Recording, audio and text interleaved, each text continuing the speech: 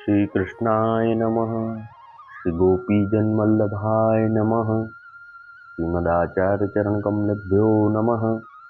श्री गुसाई जी परम दयालवे नमः। श्री यमुना चतुर्भ्यां नमः। श्री गुरुवे नमः। श्री गुरुचरण कमलेभ्यो नमः। जय श्री कृष्ण। अब श्री गुसाई जी के सेवक माँ बेटा और बहू गुजरात के तीन की वार्ता को भाव कहत हैं। भाव प्रकाश। सो लीला में माता तो विशाखा जी की सखी है, श्यामा इनको नाम है। और श्यामा की एक सखी है, उनको नाम रामदे है। सो यह बेटा है। और बहू लीला में श्री रोहिणी जी की सखी है, इनको नाम श्याम सनेहीन है। रात दिन श्री ठाकुर जी में इनको मन रहत है। सो नंदालय में बावरी सी डोलत है। ता तो सबको इनको श्याम सनेहीन कहत हैं। ये रोहिणी जी को अति प्रिय है और इनके यूथ की है, ताते इनके सात्विक भाव रूप है। वार्ता प्रसंग एक। सो श्री गुसाई जी श्री गोकुल ते गुजरात पधारे।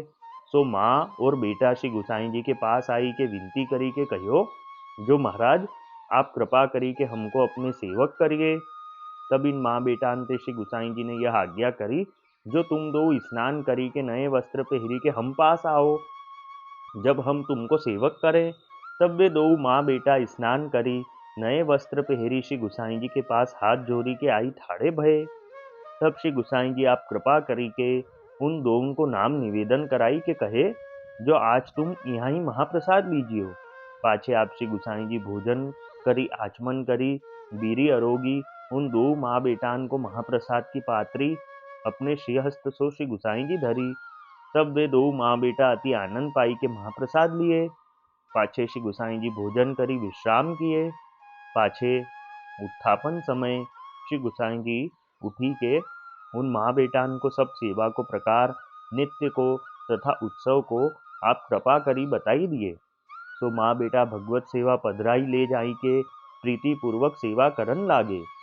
तब श्री ठाकुर जी थोड़े ही दिन में प्रसन्न होई के सानुभावता जनामन लागे। पाछे केतेक दिन को या बाई के बेटा को विवाह भयो। सो बहू भोरी आई। तब बेटा तो कहू गाम गयो और श्री गुसाई जी गाम बाहिर पधारे। तब सास श्री गुसाई जी के दर्शन को गई। सो दर्शन करी के प्रभुन सो विनती करी, जो महाराज बहू को सेवक करियो।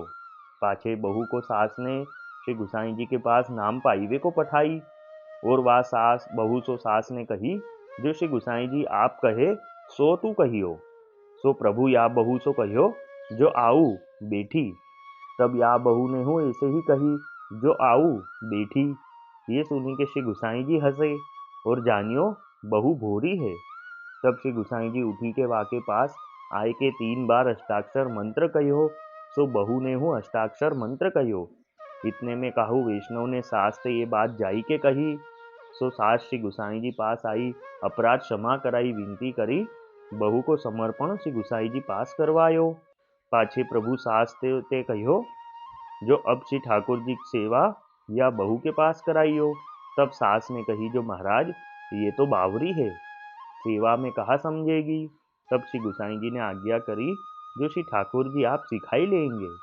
भाव प्रकाश काहे थे, जो ये भूरी है और लीला को संबंध अब दृढ़ भयो, ताते श्री ठाकुर जी इन पर बेगी कृपा करेंगे। ता पाछे कछुक दिन में सास को अटकाव भयो। तब सास ने बहू तो कहो, जो श्री ठाकुर जी को श्रृंगार करी के दर्पण दिखाइयो, तो हसत मुख होई तो प्रसन्न जानियो। यह कही के बहू ते सास तो नदी पार जाई बैठी। तब बहू ने श्रृंगार कियो, पर श्री ठाकुर जी हंसे नाही। तब फेरी बहू ने श्रृंगार पलटियो, तो हंसे नाही। ऐसे वाने 8 बेर श्री ठाकुर जी को श्रृंगार पलटियो। तब पिछले प्रहर पर प्रभु हंसे।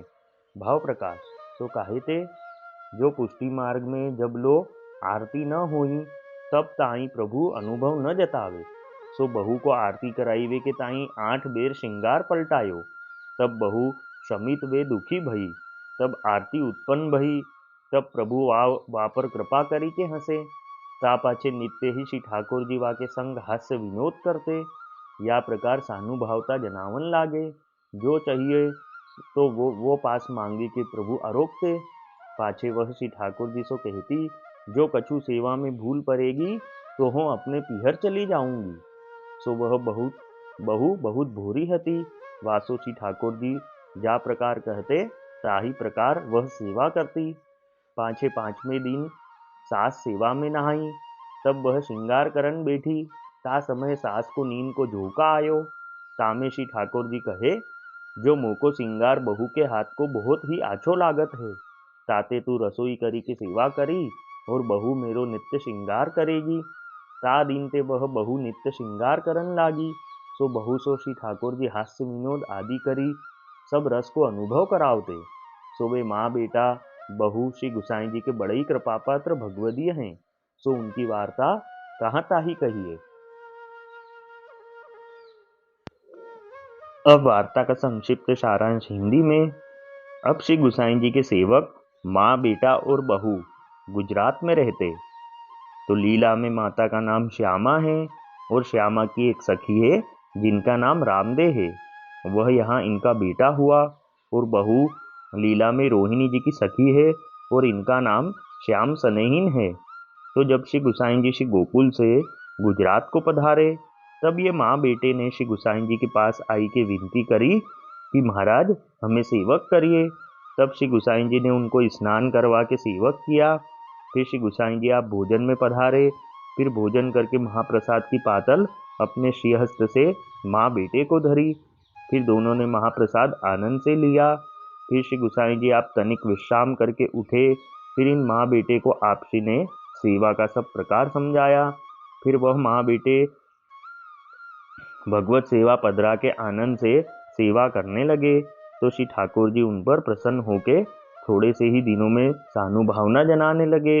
फिर इनके बेटे का विवाह हुआ तो बहू बहुत ही भोली आई। फिर जब श्री गुसाई जी वापस उनके गांव में पधारे, तब सास ने बहू को श्री गुसाई जी के पास भेजा और कहा कि जो श्री गुसाई जी आप कहे वैसे ही तुम कहना। तब ये श्री गुसाई जी के पास आई। तब श्री गुसाई जी ने आज्ञा करी कि आओ बैठो। तब ये बहू ने भी ऐसे ही कहा कि आओ बैठो। ये सुनकर श्री गुसाई जी हंसे और जाने कि ये तो बहुत भोली है। तब श्री गुसाई जी उठ के बहू के पास आके 3 बार अष्टाक्षर मंत्र कहा। तब बहू ने भी अष्टाक्षर मंत्र दोहराया। इतने में किसी ने जाकर इनकी सास से ये सब कह दिया। तब सास तो दौड़कर श्री गुसाई जी के पास आई और विनती करके अपना अपराध क्षमा करवाया। फिर श्री गुसाई जी से विनती करी कि बहू को निवेदन कराइए। तब श्री गुसाई जी ने बहू को निवेदन कराया और आज्ञा करी कि अब ये बहू से भी श्री ठाकुर जी की सेवा कराना। तब सास ने कहा कि ये तो बहुत भूरी है, ये क्या सेवा में समझेगी। तब श्री गुसाई जी ने आज्ञा करी कि श्री ठाकुर जी सब सिखा देंगे। फिर कुछ दिन बाद सास को अटकाव हुआ। तब सास ने ये बहू से कहा कि श्री ठाकुर जी को श्रृंगार का दर्पण दिखाना और हंसता हुआ मुख होए तो श्री ठाकुर जी को प्रसन्न जानना। यह कहकर सास तो नदी के पास जाके बैठी। तब बहू ने श्री ठाकुर जी का श्रृंगार किया, पर श्री ठाकुर जी हंसे नहीं। तो फिर श्रृंगार किया, तब फिर श्री ठाकुर जी हंसे नहीं। ऐसे 8 बार श्री ठाकुर जी का श्रृंगार किया। तब प्रभु हंसे। भाव प्रकाश में समझाते हैं कि पुष्टि मार्ग में जब तक जीव को आरती नहीं होती तब तक प्रभु अनुभव नहीं जनाते। तो जब उस बहू को आरती उत्पन्न हुई तब प्रभु कृपा करके हंसे। फिर नित्य श्री ठाकुर जी व बहू के साथ हास्य विनोद करते। जो चाहिए वो बहू के पास मांग लेते और मांग के श्री ठाकुर जी आरोगते। फिर वह बहू श्री ठाकुर जी से कहती कि अगर सेवा में कुछ भूल होएगी तो मैं अपने पियर चले जाऊंगी। ऐसी वह बहू बहुत भोली थी। श्री ठाकुर जी उसे जिस प्रकार कहते उस प्रकार वह सेवा करती। फिर 5वें दिन जब सास सेवा में नहाई और श्रृंगार करने बैठी, तब सास को नींद का झोंका आया। तब श्री ठाकुर जी ने कहा कि मुझे तो श्रृंगार ये बहू के हाथ का ही अच्छा लगता है, इसलिए तू मेरी रसोई की सेवा कर और ये बहू मेरा नित्य श्रृंगार करेगी। उस दिन से वह बहू नित्य श्रृंगार करने लगी। श्री ठाकुर जी उसके साथ हास्य विनोद करते और सब रस का अनुभव कराते। तो वह माँ बेटा और बहू श्री गुसाई जी के ऐसे कृपा पात्र भगवदीय थे। वल्लभी वैष्णव सदा सुहागी, जो श्री वल्लभ शरणे आवे, सो पूरण बड़भागी। गल तुलसा की माला सोहे, भाले तिलक रसाला, तापर वल्लभी मुद्रा सोहे, मुख बोले गोपाला। तन मन धन वैष्णव पर वारू, गाऊं श्री गिरधर लाला। आज सभा में पूर्ण रहत हैं, सूरदास नंद लाला। वल्लभी वैष्णव सदा सुहागी। जय श्री कृष्ण।